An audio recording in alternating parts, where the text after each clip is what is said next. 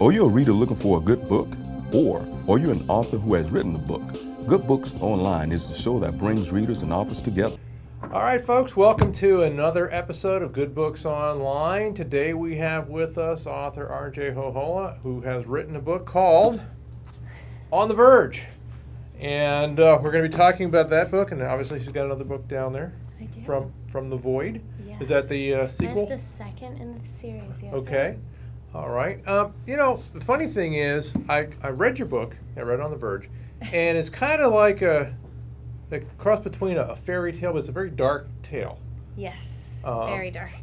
You know, I mean, it's not your typical fairy tale, but yet it has a lot of the elements. And in fact, the one thing that was surprising to me was when I first started reading it, and of course, you know, you're talking about horses and things, and then all of a sudden you've got things, what are these, minotaurs and dragonites? I mean, fire-breathing dragons. It's like, okay, this is not your typical, I mean, it might be a planet, but it's not exactly like Earth. Why do you mix the two? Gosh, no one's ever asked me why.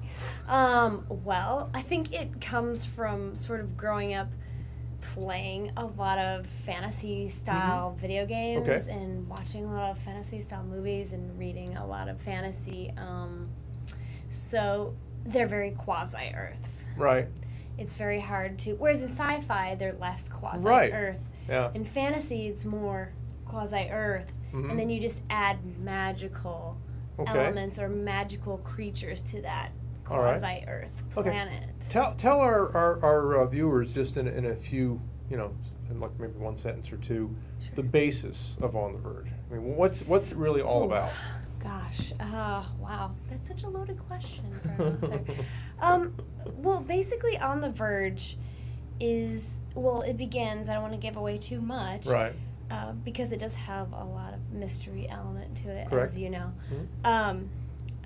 A young girl has grown up in a valley her entire life. She is not allowed to leave or go anywhere, do anything, because she's told that the world outside is not for her. Basically, incredibly sheltered. Right. And then her brother is murdered. Right. And seeing as there's no one else that lives there, not only is losing a loved one traumatizing within itself, but the shock of it, there's no one else here. How did this happen?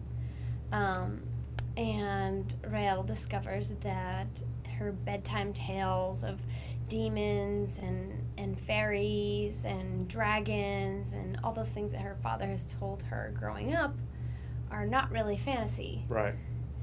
And there's a big secret that she discovers. And everything's kind of downhill from there.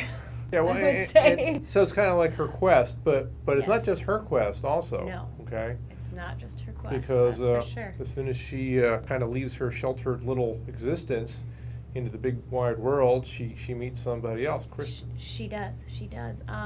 So this is a 20-year-old young woman. She's never come into contact with anyone outside of her immediate family, and he kind of stumbles upon her. Kind of a meddlesome warrior stumbles upon her in a time where she's incredibly vulnerable, and she doesn't know what to think of this guy.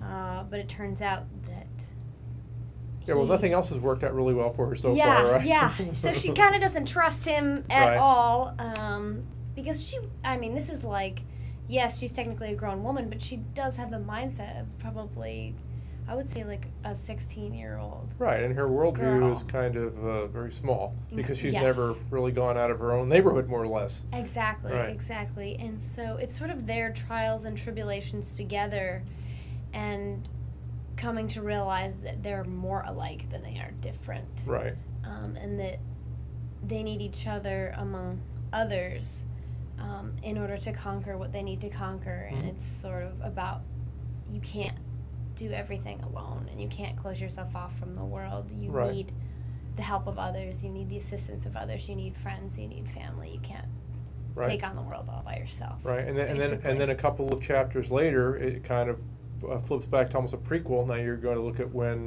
Christian was younger. Yes. It's so strange how it happened because I didn't even know about that character. Okay. I had no intention of writing that character. He just showed up. He just showed up. I'm an author myself, so I've been there. It does happen, folks. She was supposed to do it all by herself. Right. But then this other character comes along and... Yeah, and he has his own adventures, which is Yes. kind of interesting. Yes. And he meets some really interesting, Yes, I would say people, but they really weren't people. He's an incredibly beloved character, and a lot of people really like him that read the book. Right. So, tell us a little bit about Christian. So Christian, he's a warrior. Mm-hmm. So in the different nations, every nation has a different faction, is Right. what we call it in Mm-hmm. fantasy. We have warriors, rogues. There will be warlocks. We have druid elves, and also priests. So very World of Warcrafty. And he's a warrior that's had it pretty rough his entire life. His family was killed.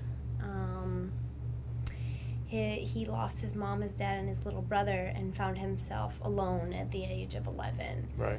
Kind of having to fend for himself. And then he bumps into some unlikely friends on the road. Ollie and... Yes, Colin, Olivar and Colin. Yeah. And they're... Who are elves, basically. Elves, Yeah. yes. They're druid elves, so they're shifters. And they too... I'm sure we've all had that experience at one time or another. Yeah. Of course, who hasn't? And they too are kind of on the same journey that he is on. Right. Well, they kind of become almost like partners in this, but they weren't Yes. initially heading in the same direction. they were In fact, not. they were kind of just lost. Yes. Right? All of them are lost. Basically, all these kids are lost. Right. Rael is kind of playing catch up because these kids have been on this journey since very young. Right. And Rael's getting a late start. And I think the Christian story, flashback story, is a lot of people's favorite Right. part of the book because it has sort of those elements of Harry Potter that we kind of all love. Sure. I was going to mention a couple of those in a minute. And Because at one point they meet the talking owl. yes, they do. And the red fairies. Yes. Right. yes. And the first thing you should know about talking owls and red fairies is don't eat anything they give you. Okay. Yeah. No matter how good they taste, no you'll be matter sorry. how good it looks. Right. But yeah, I love those characters because definitely Olivar and Colin are based off of two friends of mine, two very good friends who are like little brothers to me. Right. So it was kind of like when I was reading it, I got to flashback Right. to. So did you plan those characters or did they just I happen told them along? I was going to put them in the book. Okay. I didn't know when or where or how. Okay. But they kind of popped up when they popped up. Right. And I'm glad that they did. There are some other things in there too that you talked about, which is kind of interesting. What is a diamaz light? A diamaz light. So, if I'm not going to go video game on this because not everybody plays video games. So there are these gemstones, Right. and each gemstone has a different ability. Right. So the people in the book that have this magic in their blood, Right. which is called lyre.